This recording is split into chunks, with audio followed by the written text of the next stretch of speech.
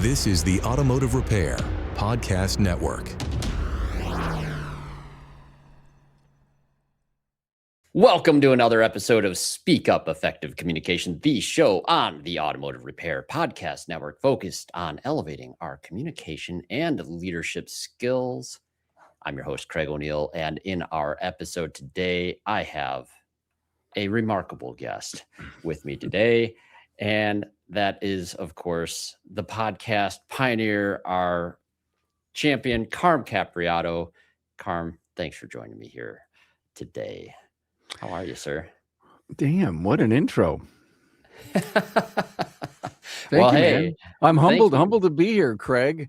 I remember maybe 2 years ago, we were at ASTA. Yeah. I come up to your booth and I said, hey, bud, let's do a podcast. Come on the network. And I saw this beautiful smile come up. And I think we were very much along the same lines. And you said yes. And Tracy and I were really happy. And then it started all the work to get to you are episode 101 right now. How cool is that? Man, it's a milestone. I'll tell you this. And I got to say, when you asked me to do this, I think that was the first time I actually was speechless. Wait a minute. You just said the word milestone. That could be your word of the day. That is the word of the day. Absolutely is the word of the day. We're going to do that. And hey, as we do this, we always do a word of the day on the show. It's something I started doing. I think it's been about a year now. Every single episode gets a word. Little vocab builder, but this one's an easy one. Milestone is the word of the day. And listen, we'll define that word for all of you after we hear a word from our sponsors who make this show possible. Hey friends, as you know, I'm a proud member of the AutoFlow team, and let me tell you, we've changed how business is done for auto shops everywhere. We support your client experience before, during, and after the work is done. Imagine this: timely updates sent directly to your clients, branded digital vehicle inspections, and seamless communication from start to finish. That's why shops love AutoFlow. And hey, with those 5-star reviews rolling in, you'll wonder how you ever managed without us. Take an important next step and take your auto shop to the next level. Visit www.autoflow.com. Get on board with an AutoFlow trial. Want to see your auto repair shop thrive?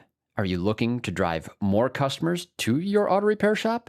Let ShopDog Marketing be your guide. Our customer-first approach, combined with AI-driven creative content, ensures top rankings. Dominate mobile first and voice search with our specialized expertise. Reach out to ShopDog Marketing today and start growing your business. Don't miss out on this chance to boost your business. Visit shopdogmarketing.com. Inbound has exclusively served independent auto repair shops with expert communication solutions for years. Our robust VoIP platform ensures you stay connected while our industry-leading AI analytics take your business to the next level. We provide the tools you need to understand your customers and optimize every interaction. Choose Inbound for proven expertise and unmatched innovation. Visit callinbound.com and discover the difference we can make. What if you knew exactly what to say to the price shopper, the upset customer, the person who says they cannot afford it? Every day, service advisors lose customers not because of bad service, but because of the wrong words at the wrong moment. Words That Work is a free phone scripts playbook built for auto service professionals. Every script includes the reasoning behind it, so you understand not just what to say, but why it works. Grab your free copy at serviceadvisortraining.com. Okay, we are back, and the word of the day is milestone, as Carm has helped me with many milestones, actually, throughout my career. And a milestone is defined as this. It's a noun. It's a significant point in development. So milestone is the word. And it's so appropriate because, Carm, I got to say, with podcasting, ever since Bob Greenwood was my coach, I was very quickly introduced to Remarkable Results Radio. And that was so cool. For me, it was like I didn't know this existed in the world. And when I was still isolated and disconnected from other networks while I was working so hard in the family transmission shop, once I started tuning in and hearing stories from people feeling the same things I was feeling, focused on a lot of the same dreams and ambitions within the industry that I was at, that you were doing that and connecting people, I don't know where I would be today without it. It's a different world today than I did when I started in Hmm. 2015. But yeah, I met Bob Greenwood early into my career as a podcaster and just fell in love with Bob. And then we ended up becoming great friends. And what's so interesting about Bob and our relationship is he was the impetus for us to start the network. Wow. And what I decided to ask Bob to do was to come on and do this like 3 or 4 or 5 minute podcast called Second Thoughts. Yes. And for whatever reason of late, we created the app, the Automotive Repair Podcast Network app, ARPN.app. And as all of our 6 critical, important industry-wide shows are there, I started to think heavily about Bob, and I decided to pull him up in an archive, and I have him on the app. So anyone can go out. I can't remember exactly how many shows he did. I'm looking down the site right now, and it was up to 19. Yeah, we did 19 episodes, and the damn guy passed away on me, and I was so upset. So I have just this interesting piece of my heart, because Bob would call me up. He says, well, what'd you think of the episode? And I was actually coaching and directing him. And if you actually listen to episode 1 and episode 19, you'll see his personal delivery kept improving, and he It just was kept so good. getting And so his into it. signature. Yeah. When I you know. invited me at ASTA to do the podcast, I mean, I was like, who am I? How the heck? What the heck? I mean, I was like, you and Bob, to me, giants, and still are in this industry. And I get to stand on your shoulders. And so on that flight home, I had pulled up Bob's podcast and just started listening to each one of them. And I started to notice that he ended up getting a really good signature at the end of theirs. Take good care. Yeah, I know. It was such a good one. And just sitting there listening to his voice, of course, we'd already lost him by that point too. What a treasure that is to still be able to hear that. But he was so genuine. The thing I Oh my loved, God. I actually attended some of his classes and watched him present. We drank a lot of wine. He taught me, he says, Carm, you should be drinking this out of Napa Valley. And it was only like $100 bottle of wine, right? And I was in the $20 range as a cab drinker. And so he took me up another level or two. But you're right. How he spoke he was genuine. That's exactly how he presented and what kind of individual he was. Good stuff. It's such good stuff. And that's the thing is, look, episode 100, super cool. It's a milestone, but I still feel like this like midget in this space. And I look to guys like Bob and you, and I see like you guys are demonstrating constant development through your whole careers as well. And I learned this in martial arts. Look, you're in a black belt. My father's my sensei, and I grew up with that. And achieving black belt is like this thing, but like that's the end of the beginning is all that is. You're going to find out, and I know you're this kind of individual where you're always going to have to reinvent yourself. And you're going to have to say, what do I do now? And your show, your 150th episode, will be nothing like you are today. And in fact, I have noticed in the last dozen or so episodes, you've changed. You're doing something different, and I can't put my finger on it yet. And it's either you're getting deeper in the woods or your delivery is more way on purpose. I can't quite figure it out, but I've loved your recent 12, not because the titles are any more, because of your delivery and your passion. And again, think of the reinvention. When I started with when I did my 100th. Yeah. And when I think back to it and the guests that I had on that really helped me start this thing, it's really for me. See, you have more of a monologuing show and I have an interview show. So I'm having people around me and people that are contributing and giving of themselves, their knowledge, their passion. And in your case, you do have guests on. I get that.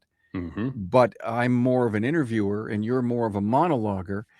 And I think between me and you, I think monologuing is harder. It is way harder. But here's the thing. The reason I had to get okay, like at practicing it, Carm, I mean, I would say almost okay, even to keep humility in check, is like getting guests scheduled in the middle of the day is so hard. It Hardest takes thing I so have to much do. effort. It is Hardest. hard. I Hard. have a little calendar app and all the things, and then people will pick the time, but then something always comes up, and then Yep. that is now gone. And now if you don't have those episodes all lined up, Yep. this is the work. Yeah. Yeah, How I do you do really, it? yeah, I had to learn in the early days that it was never ever about me, Craig. Right. It was always about not my guest. It was always about the listener. Yes. And it was always about what the listener was hearing, what they could take away, what they were writing down, what they felt, what they remembered. And again, this is when this whole reinvention thing came in. I don't know how many episodes I was in, maybe 20, 30, 40, that I came up with listen to learn just one thing. Yes. And That's where I just went I as you're would, saying this. Yes. I would have never created that if it wasn't for my listeners' takeaway. And I wanted them to realize that I was doing this for them, not to hear myself pontificate. Carm, that's brilliant, because I was already thinking, listen to learn one thing. Before you voiced it, when you emphasized the importance of like doing this for the listener, I was thinking of myself as the listener back in the day before this would even have been a reality for me. That listen to learn one thing was for me a critical piece. I was overwhelmed, Carm. I was super overwhelmed. And that's the audience in our industry, in our world. Let's just face it, things competing for our attention and the precious brain calories we have to even try to ingest new information to improve ourselves. That was a salve in this world that was so needed. I can listen to learn one thing. I didn't feel like I was missing out on anything else. Then I'm just going to get this gem and move on. And that's the gift. You're so 100% right. I wrote some blogs recently, Reboot Your Business, Digital Detox, trying to come up with the levels of silence in your life. I just read a recent article that said, can you turn it off for 10 minutes? And literally this article was telling me, flip the phone over, put it somewhere else, get it on silent somehow. And then this article was saying, speaking to me, it said, and what were you fidgeting with in about a minute and a half? Oh no. Well, you were looking for your phone. You needed to have that peace near you. That was your connection to life, to the world, to everyone around you. And did you feel weird or empty or alone? And I'm telling you, man, this is not good. I don't think it's good. I don't think it's healthy. I know you agree with me. I do. But our whole world, our whole life, we're in the communication business, being podcasters, and you've got a great career with AutoFlow. And I'm worried. I have grandkids 6 and 8, and I sit as a grandpa and I say, what's it going to be like when they're 25 or 30? I'm not going to be here. I get that. But what's their world going to be like? Yeah, this is stuff that keeps me up at night. My kids are teenagers now. My son will be 21 actually in September. Great. And they've been raised with this now since we didn't have phones, and they still weren't on social media at all. For my girls, my son has the freedom now to do that, of course. But I see, like, I was sitting at dinner table with my son and one of his friends was over, and they both had their phones out on the table, and they're like carrying on this dialogue with the phone on other things. He's like, hey guys, who are you talking to? Where it's such a component all the time, pulling us out of a moment right now. And it's a habit that is going to be hard to kick. I know. Don't think that I don't appreciate the smartphone, because that's how people listen to our podcasts. Understand one thing. Well, Carm, if you want us to put it down, we'll never listen to you again. No, correct. No, sorry. Time out. I know. It's that I think the word is moderation. Yep. And I'm not sure we, in this crazy life and this crazy world that we're in, Ann says something to me, and if I don't do purposeful listening, I don't hear it. Oh, I know. So this is where we are. Yeah. We've got to find a way. We're going to listen to a podcast, but we're also going to watch the TV, and we're going to see what the kids are doing. I know. And, we're going to look outside, see what the weather's doing, and we're going to get on my calendar and look for. It's almost like we have, as human beings, tried to figure out how we can juggle this stuff, but look at the scientific reports. We can only concentrate on one thing at a time and don't think that you can do it. You can't. Well, and that's where the community aspect, I feel like, comes into your podcast, especially when like that was it. That was the podcast, the only one for a long time too. Yep. And there was this community effect that it had. And you had a group on Facebook too for the Remarkable Results Radio group. And like that was such an important entry point for me to networking. What you were doing is cultivating a community, and our only podcast experience in our industry was yours, which created an asynchronous shared experience with a broader part of the industry. And when we were at a network event, it's like, there's Carm, or did you hear this one? Or you're so from that episode. And that due to the fact that that was the only channel, especially, I felt I had more experiences like that, where that was a reference point of conversation. It was an entry point into conversation with the individuals you interviewed. And it was such a nice thing. I heard your episode on Carm's podcast. That was great. I loved what you said about this, that, or the other thing. And there was that time period, especially this, what I'm thinking about, it was 2017, 2018, pre-COVID era. And it goes way back before that. It was 2015 when we started. When you started it. Yeah. I didn't tune in until 2017. But I feel like it's gone faster paced now. And there's more stuff and more things distracting people. We have no more shared experiences. And what I started to realize, and I can't remember when, is that the topics that we were covering, we started the Town Hall Academy, which was me and 3 other people. We wanted to have a dialogue with people. We wanted to have different perspectives in one show, not just one. We did Aftermarket Weekly, which we were doing shop tours. And then we did this show called For the Record, which For the Record is also on the app as an archive. Yes. And what I said is, why just a monologue? Why just me interviewing people? Why don't we have somebody come on and get something off of their chest? That was fun. And let me tell you, can I tell you the story about my first one? Yeah, let's do it. All right. It was, I probably have said this before, but it was at Vision, and I'm going to guess 4 or 5 years ago. And my good buddy, G. Trulia, who, is from TSD and he works for Dorman now, he was walking by and I said, G, come here. If you don't educate, you evaporate. That's his big quote. And I said that to him. And I said, would you like to tell the story around that passion you have for education? And I says, you just come in. I don't know where this is going, but let's try it. If it doesn't work, who knows? He's done. He does like a 15 to 20 minute passionate monologue. And I turned off the recorder. I'm just sitting there smiling and watching him. And he says, how'd it go? I says, I think I got a new show. It was For the Record, G. Trulia, For the Record, Craig O'Neill. And everybody was coming on and doing what they were passionate or wanted to talk about. And that's how it started, by just having a one-off. And again, these ideas that I get, if Tracy could come on the show for just 30 seconds and say, does Dad Brain ever turn off? She'd probably say, probably between 3 and 5 in the morning. That's probably what she'd say. And that's where all of these wild and crazy ideas come. And some of them, Remarkable Results, Town Hall Academy, have stuck. But the other ones, they met their time.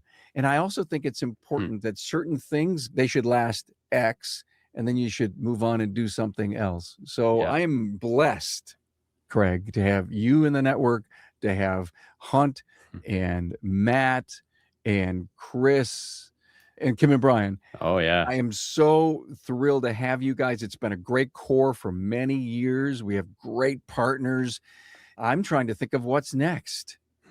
Honest to God. And everyone in the network, you at the top of your craft, are coming up with some incredible topics and guests and things to talk about. I mean, just again, I just pulled all your episodes and the collapse of felt obligation. I mean, you're looking at that and saying, what the hell is that about? And you listen to it and you're just blown away. Yeah, I'll tell you, this is the reality of doing this medium. And you probably have felt this too. You're out and about in the world and you have experiences. And then all of a sudden it's like, oh, I need to share about this, or I want to talk about this, or I know someone who would love to talk about this sort of thing, this observation I have. That's a gift. And that's one of the things I appreciate most about doing this on a regular basis, is I'm constantly on scan for things that I would not have been as tuned into, I feel like, if I didn't have, in a sense, a felt obligation to the listener to bring something worth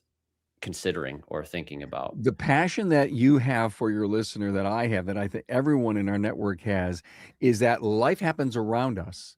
We pay attention to it. Yeah. We question it. We observe it. And then we say, is there any value to our listener in this story? Because I was just bombed by this thing. Will the listener? I only have about 40 or 50 topic ideas sitting in the can for either blogs or shows.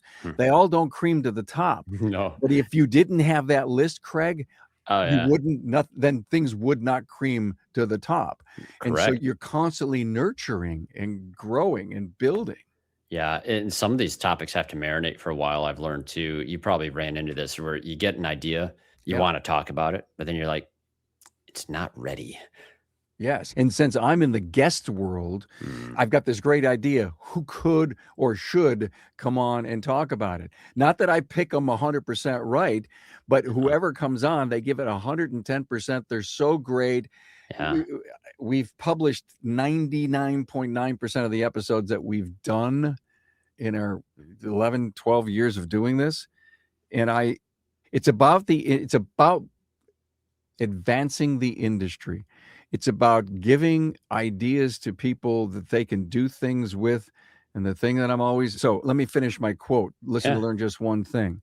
And it was a couple of years ago. I said, you know what? That's kind of cool. I like it, but I don't think it's working. And so I added and implement it. Listen to learn one thing and implement it. And that to me was the whole key to finding a great new idea. And however you live your life, if it's you're speaking to a phone, you're writing something down in an app, you've got pieces of paper all over your world. You've finally said, I got to collect some of these things in a thoughtful area on Google Docs. You got to write them down. Now, I'm a writing down person. I don't know about you. Oh, man, you taught me some things about note taking. Let me tell you, every book now that I read, I'm writing the notes on the inside cover of it. It's brilliant. I don't have one on hand right here that I have, but it's like I could show anybody, like the inside cover of all my books now have the page number and the thing about that page that pulled my attention. That is exactly. Carm is holding this up. If you're watching this on YouTube, you'll see the inside cover book. That's a good one too. Unleashing Your Hero. Yeah, fantastic. So these are all my top notes. So when I go back to reading, this book from Kevin Brown. Oh, I saw him do a keynote at one of the institutes. It was their summit. Yep. And in fact, he spoke, I believe I'm right, the Napa Now conference. Now, all of his great stuff is right here. And believe it or not, here's the other key. Oh my God, this was great. But if I put a star next to it, it was even better. Yes. Yeah. Yeah. And you start evolving your symbols for like underlines and all the other things too, because now that's even better than the thing I starred. No, that's one of many things I taught. Like, look, listen, Carm, this is the reason I wanted to have you as a guest too. Thank you. Thank you for this opportunity. But thank you also for taking the time to mentor me and continue to look for ways to give me feedback. Feedback's a topic that we talk about a lot in leadership and communication, especially. It's a hard thing to do. And you've been awesome, especially in those early episodes as I'm finding my feet. Give me enough rope out there to get out there and start doing it. I listened to some of those early episodes and I can see myself ambling through stuff, and your guidance along the way got me through the nerves that when I turned on the camera and the microphone to sit and do this, that were there at the beginning of every episode. They're still there, but I feel some confidence actually coming in when I hit the red button, and that's a gift, man. I really appreciate it. Thank you. I'm humbled. I think everyone who's a podcaster cannot listen to their first 200 because they would get. I got another 100 to go. Shoot. They would get the flu. They would be very, very sick. Man. They would be sitting in front of the commode. And I have to tell you, thank God someone said yes to my first episode when I did the elevator speech to them. And they said, oh, yeah, sure. Okay. You can interview me. And I had no idea what to do next. It was one of these, I hired a podcast coach. I mean, I did everything Brilliant. just like an owner today would, going into something they weren't 100% sure about. And I got a networking group and a coach. I mean, Brilliant. oh God, yes. Are you kidding me?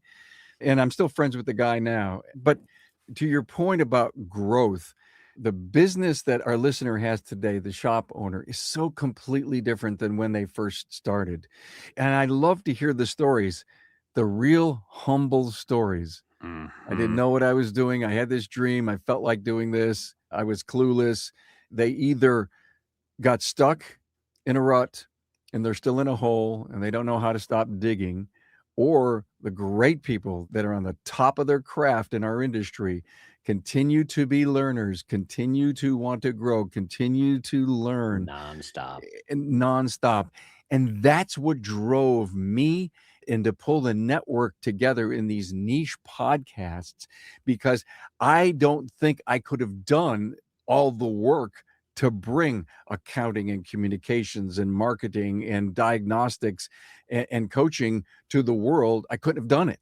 The I breadth couldn't is have too done much it. for one person. You bring the peoples in, and now if you stop and think of it, do we have this industry covered? Probably 90%. Yeah, there's quite a lot. And there's so much content now. Carm, I wanted to ask you a question. One of the questions that you must have a favorite episode that you have done as far as topics go. I mean, we've covered, there's so much content, like you said, 90%. Like we've talked, and some of the topics kind of come up and repeat and they change a little bit over a period of time. You've done over 1,000 episodes now on so many things. Something has to still stand out as your absolute favorite. All right. It is. I do. And it was in 2016. It was episode 172. And it was with Giuliano Zaccato, the sculptor who is the Mustang Man. The Mustang Man. And I met him. I'll try not to bore our listener with the story behind Giuliano. I'm at Apex. There's this little mini keynote thing going on, and Giuliano was the keynote speaker. He's 80 some years old, and he gets up and he talks about, and he's Italian, and he came from Italy, and oh my God, and he's a break in English and all this stuff, and he's talking. I was so impressed with him. I walked up to him at the table where he was signing these lot of kind of press things, the Mustang Man. And I gave him my card and I said, Mr. Giuliano, my name is Carm Capriotto. I said it in kind of a broken Italian. So that captured his attention. No yes, question. Exactly right.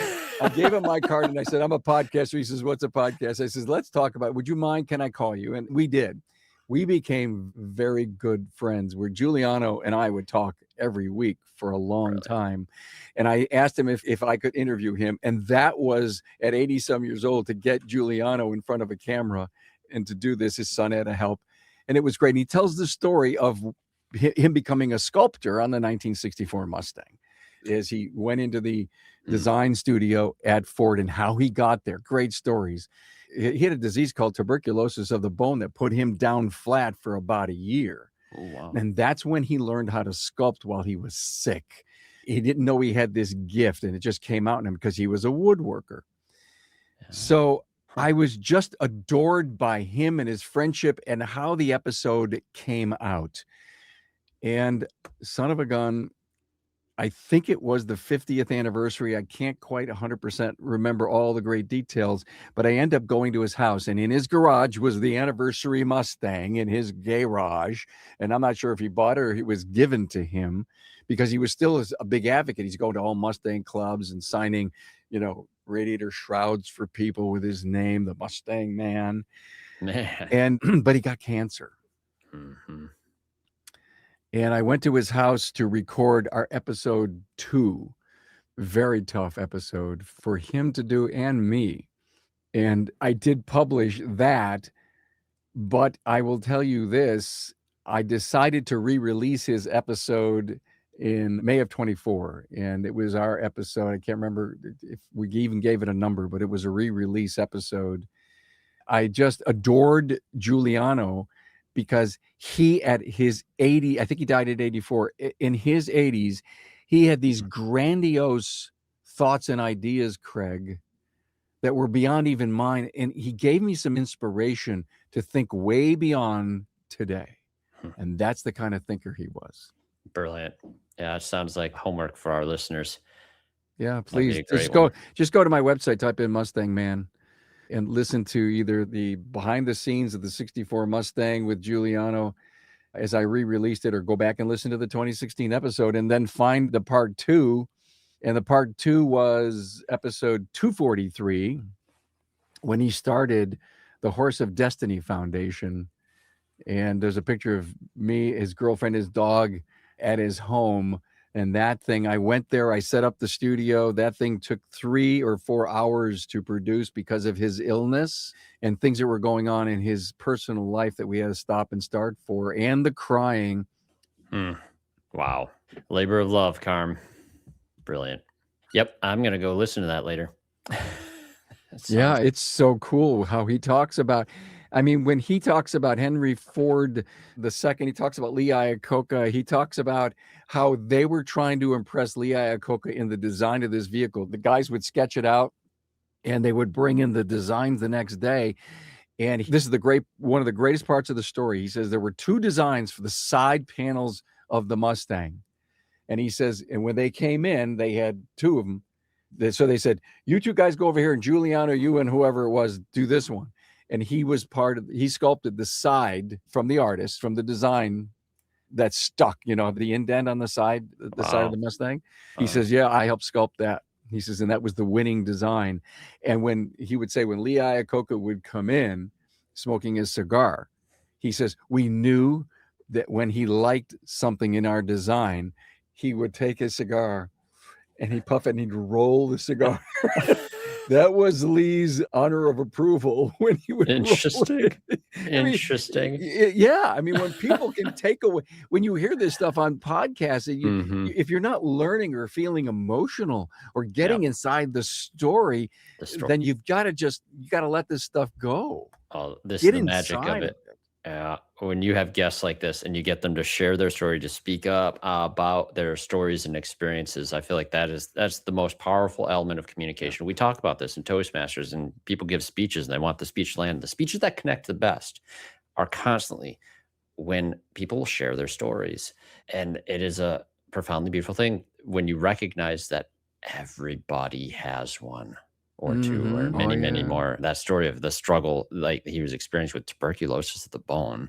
And that's when this creative idea came out of him. And like the struggle, that's a beautiful story arc. Right? That's a great story. It starts the episode. The episode. I'm flat on my back. I don't know what to do. There's a mirror over me so that I could see myself. They gave me a bar of soap, and I sculpted Lincoln's from the penny. I mean, there's this Italian guy, can't even speak English. He sculpts Lincoln into a bar of soap off of the penny.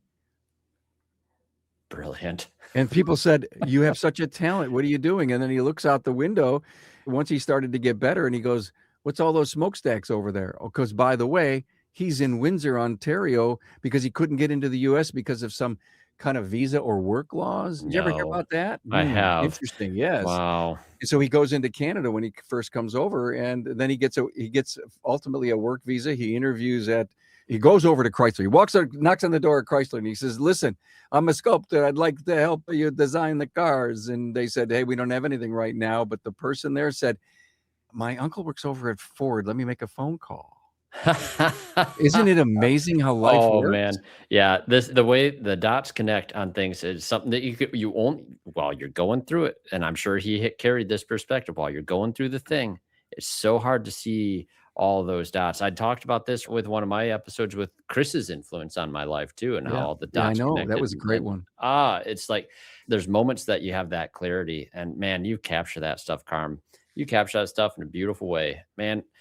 This is great. I could do this all day with you, but I want to make sure that we respect everyone's time and attention spans these days. And I want to get some more out of you too. I want to know like something specifically about our industry again. What are the challenges that you think we're facing right now that are the most difficult? Because this changed since you started doing this. It has changed in such a big way. What I'm always feeling and hearing, but the intuition that I have, I think comes from all the years that I've been in this industry. And of course, the last 11 concentrating on getting messaging to our listener.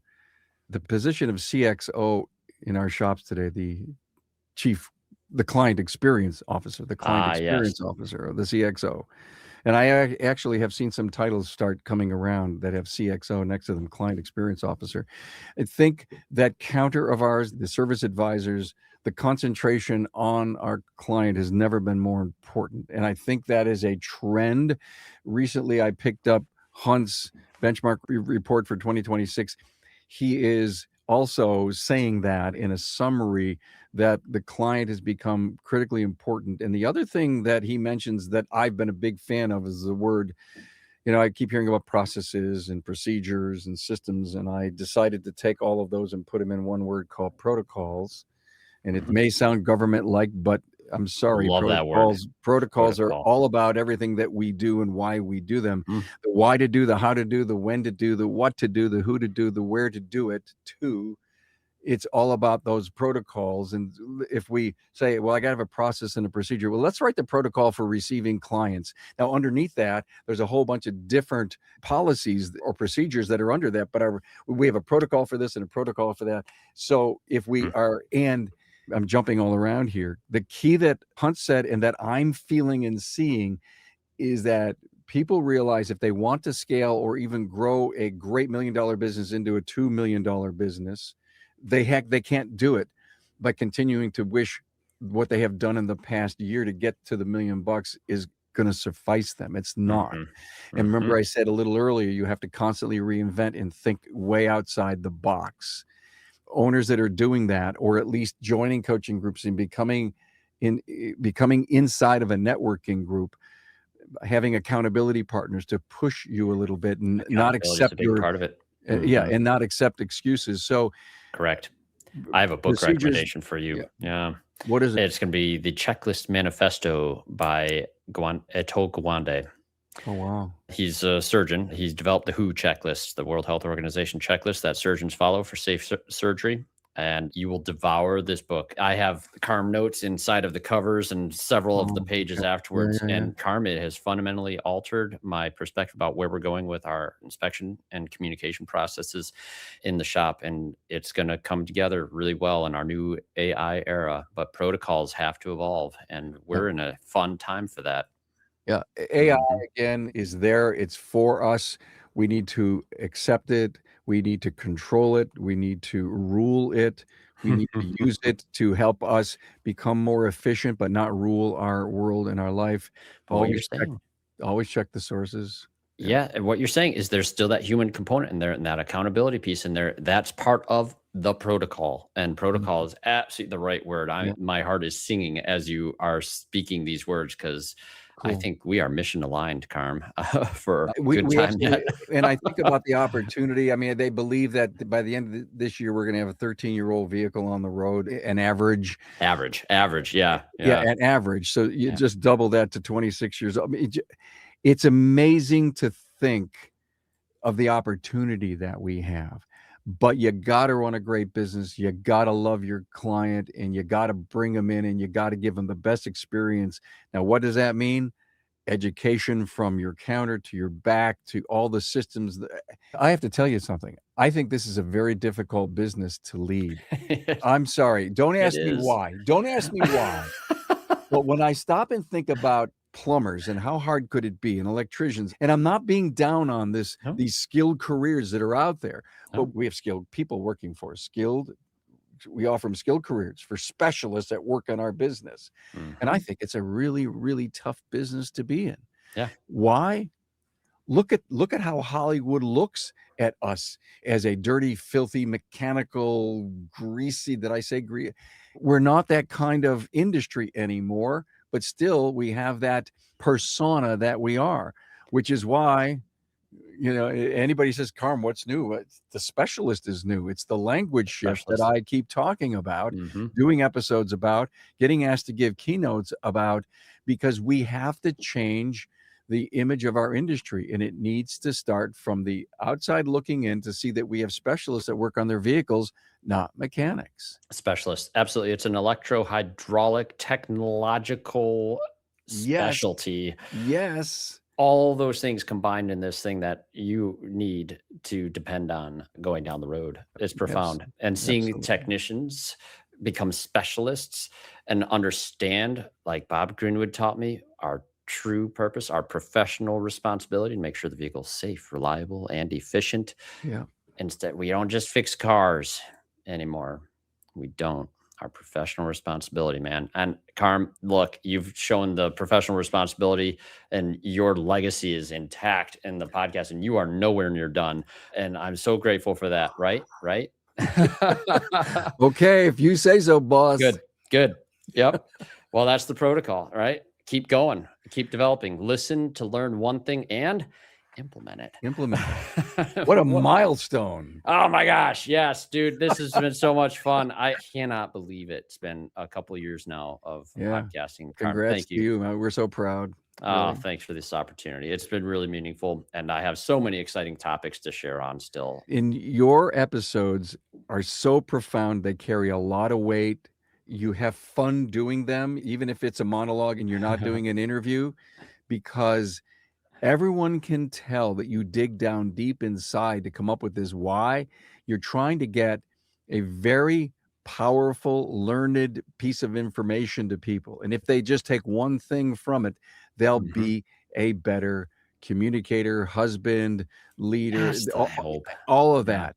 And that's a critical component of what the Automotive Repair Podcast Network is about as far as a communication show. And you could call it almost a leadership show too, because so much of leadership has to do with the things you're talking about. Yep. Elevate our communication and leadership skill. That, look, communication is the language of leadership. And like Dale Carnegie stuff, I go deep into that stuff all the time too. It's the issue of going deep. Like, it's hard. Sometimes the depth that I want to go cannot do in this time period. My own knowledge would be limited on too many of these topics to go too deep into them as well. Trying to take something that I find very profound and translating that, it can be a real struggle sometimes. Yeah. But boy, the work is fun. I'll say that. And we get to do this, man. I don't know how you do it, bud. You know what? You read a lot. I know you're a reader. Chris is a reader. Chris always says readers are leaders and leaders are readers. And I believe that is absolutely true. Yeah. And listening, if you don't have the time to read, look, like, we're reading all the time here and we're bringing some topics to you. I know how hard it is for some of our audience to sit and read deeply on a book. And like, I feel like that's almost like one of the responsibilities that I carry is like, all right, I just absorbed a ton from this author. I need to bring this author to the stage. And if it's capturing attention, then good, people will pick up that book. And if they aren't going to be able to pick up that book, then at least I get to share some of the concepts that they can walk away with too. Wow. Every week we give you a short audio book. That's what just hit me when you said that, because people that don't read, do you read? No, I listen to audiobooks. Okay, great. Well, then you should be listening to the Automotive Repair Podcast Network, because we give you 7 little mini audio books every week. Well, that's what I see with Matt, with what Hunt does, and certainly Brian and Kim and Chris and you and Tracy and everything. Like, I feel very blessed to be surrounded by people that are constantly looking for knowledge and seeking it out and then sharing it and communicating about it. And that it's like a profound little book club sometimes. A lot of times we exchange titles and then we're speaking a common language when we get together and our goals start to align better. And it starts to feel real good. I hear you, man. Like that. Great point. That's the community we need. That's what we want to keep everyone encouraged to. And we sure appreciate them listening here. And listen, folks, I got to say, we love hearing from you. I know Carm loves hearing from you, and we want you to make sure you're able to get the best of the best. And so check out the ARPN.app and get that on your devices. Use it in balance. Exactly. But it's a focused place for learning. I'm so glad that you guys made that app. Otherwise, you're just going to be on Spotify and not what you're going to get a podcast, and then it's going to jump to your playlist that you're normally into. Yes, that may be the reason. I know. Yeah. And sometimes it pulls us away when we need to be pulled in a little deeper, a little further in. Carm, Any other comments you want to make before we round out here? No, thank you for being in the network. Thanks for all that you're doing. Thanks for having me on your 101. I had a great time and just continued success to your show. Carm, you've changed my life, sir, and I really appreciate it. And if I even have a sliver of a chance of being able to impact someone likewise, I will call this a blessing. You will. It's an honor. Thank you so much, Carm. Thanks, man. Hey, and thank you all of our listeners for tuning in. Remember, reach out to us here at the show. Speak up at CraigO'Neill.net. That's ONEILL, 2 L's, at speak up at CraigO'Neill.net. And any things you want to talk about, anything you want to speak up about, I'm happy to hear about it. I'd love to have you as a guest on the show. We will work through scheduling that and make that happen. And please listen to the other shows on the network. Remarkable Results Radio with yours truly, Carm Capriotto. We have Diagnosing the Aftermarket A through Z with Matt Fonso. Still trying to schedule him, by the way. What a rascal. And of course, Business by the Numbers with Hunt Demarest. Been a guest. Fantastic topic with him, by the way. And the Auto Repair Marketing Podcast with Brian and Kim Walker. And the Weekly Blitz with Coach Chris Cotton. And thank you again to our sponsors, AutoFlow, Shop Dog Marketing, Inbound, ServiceAdvisorTraining.com, and all of the legacy sponsors who've helped me get started as well. Thank you, star listeners. I'll get out there, listen up, speak up, and I guess listen to learn one thing and implement it. Yeah. All right. Thanks, Carm. You've been listening to Speak Up, Effective Communication with Craig O'Neill on the Automotive Repair Podcast Network. Download our exclusive podcast app at automotiverepairpodcastnetwork.com because the best conversations in the industry start here. Check the show notes for Craig's YouTube channel and email. Let him know what topics you'd like him to speak up about.